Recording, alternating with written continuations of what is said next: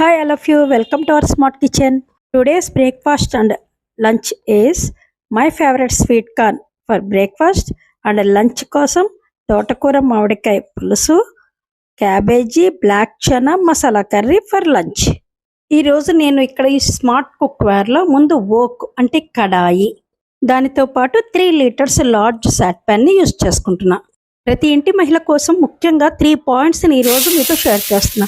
అది మీకు ఎక్కడైనా అవసరం అని అనుకుంటే మీ ఫ్యామిలీకి యాడ్ ఆన్ చేసుకోండి. డైలీ ప్రతిరోజు ఒకే రకమైన బ్రేక్ఫాస్ట్ ఉప్మా, దోశ, ఇడ్లీ అని కాకుండా సెపరేట్గా వెరైటీగా సెలెక్ట్ చేసుకోండి కొంచెం.